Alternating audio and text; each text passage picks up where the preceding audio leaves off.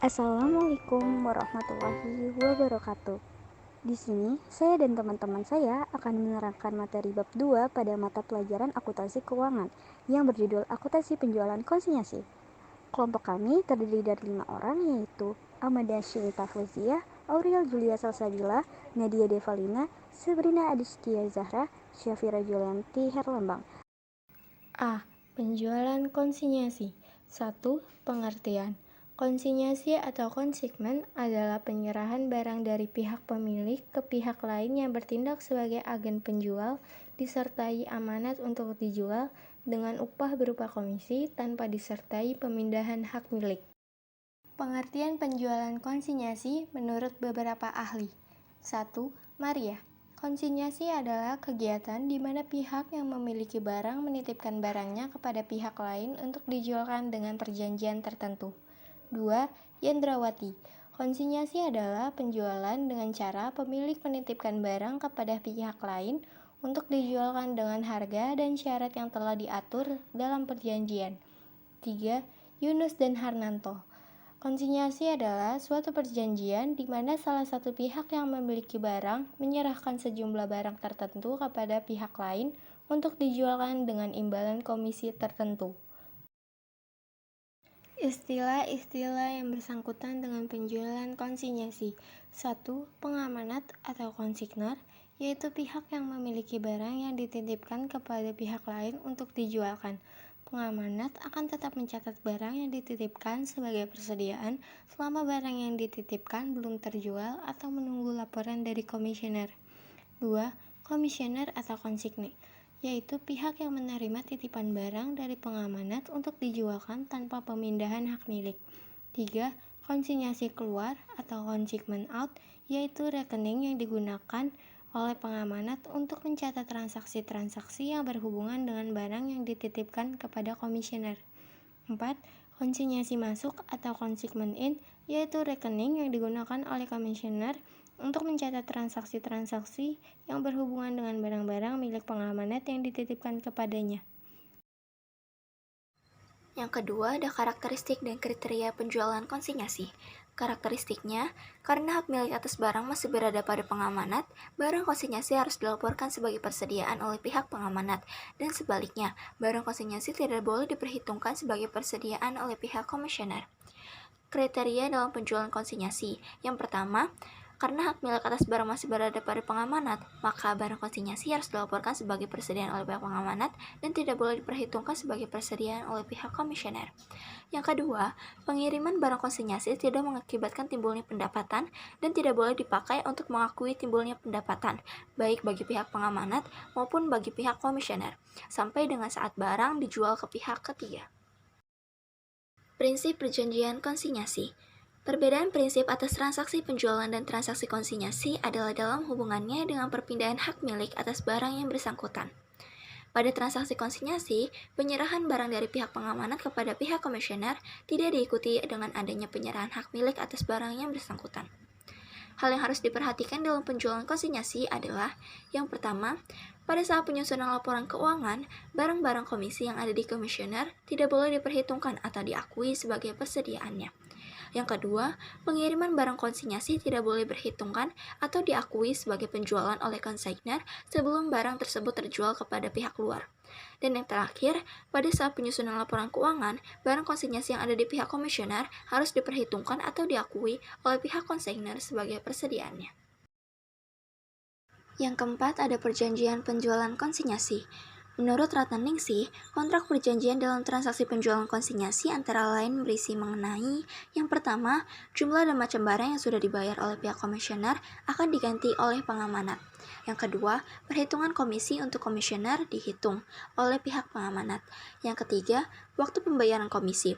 Pihak pengamanat dan komisioner akan menentukan tanggal pembayaran komisi atas hasil penjualan barang konsinyasi yang akan diberikan kepada pihak komisioner.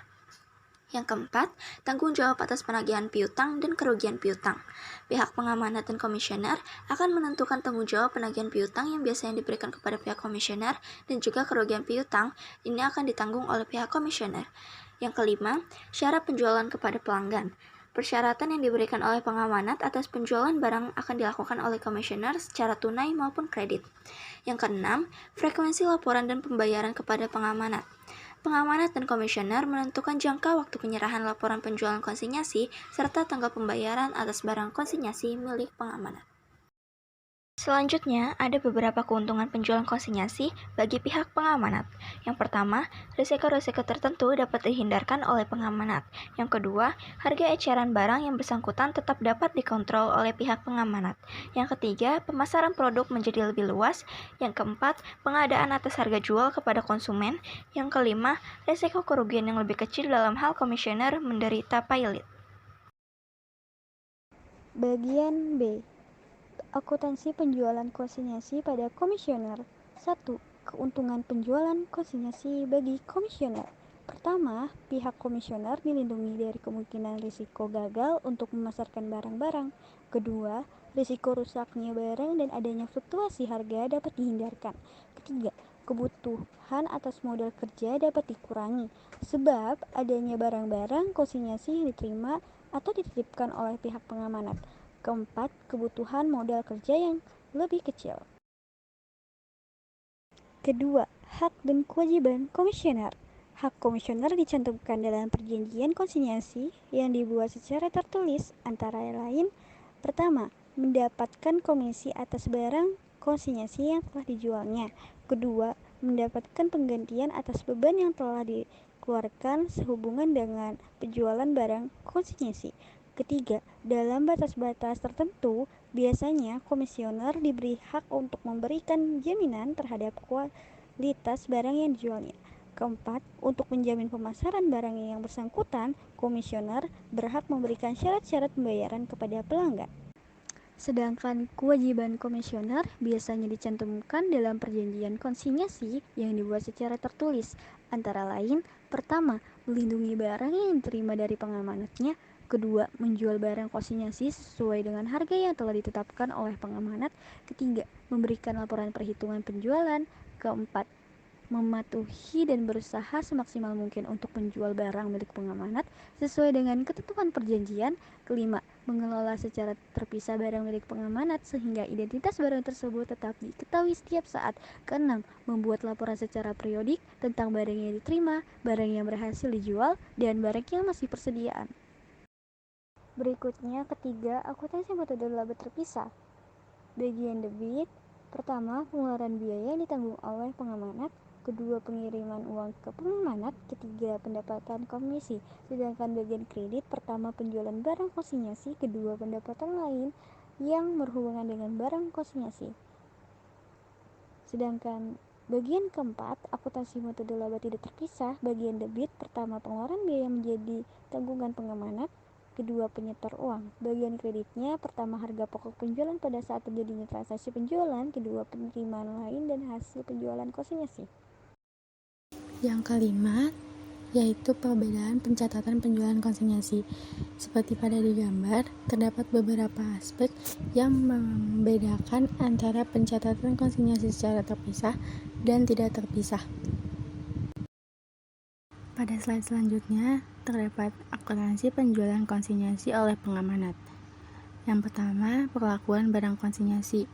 Seperti barang konsinyasi yang dikirim kepada komisioner tidak diikuti dengan pemindahan hak milik atas barang yang dikirim tersebut, sehingga barang konsinyasi tersebut harus tetap dilaporkan sebagai persediaan oleh pengamanat.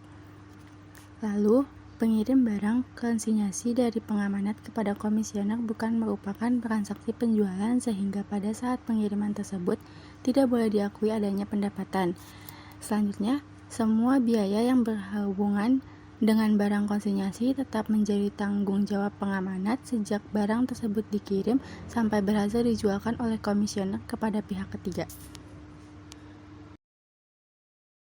Pada sistem pencatatan terpisah, akun barang konsinyasi akan didebit untuk mencatat harga pokok barang yang dikirim dan semua beban pengirimannya akan dikredit untuk mencatat harga pokok barang yang akan dijual dan beban penjualnya. Seperti contoh pada digambar. Pada sistem pencatatan tidak terpisah, hasil penjualan dan beban yang berhubungan dengan penjualan konsinyasi dicatat tidak terpisah dari pendapatan dan beban penjualan reguler, seperti contoh pada digambar. D. Masalah yang timbul dalam penjualan konsinyasi. 1. Menetapkan uang muka barang konsinyasi.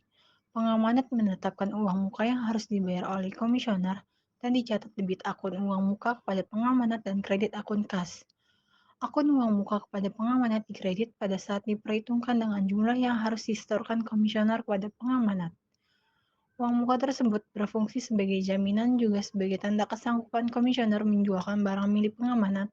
Uang muka yang disetorkan kepada pengamanat pada akhir periode konsinyasi dapat diminta kembali oleh komisioner atau langsung dikurangkan pada uang hasil penjualan konsinyasi sebelum disetorkan kepada pengamanat. 2. Penyajian laporan laba rugi. Laba rugi penjualan konsinyasi disajikan di dalam laporan laba rugi bagi pengamanat. Caranya adalah dengan menggabungkan data hasil penjualan, harga pokok penjualan, dan biaya penjualan dengan data yang sama untuk transaksi penjualan reguler. 3. Barang belum laku terjual. Apabila hal ini terjadi, pihak konsignor harus melakukan penyesuaian terhadap semua beban yang telah dikeluarkan, baik oleh konsignor maupun oleh konsigne, yang melekat pada barang tersebut.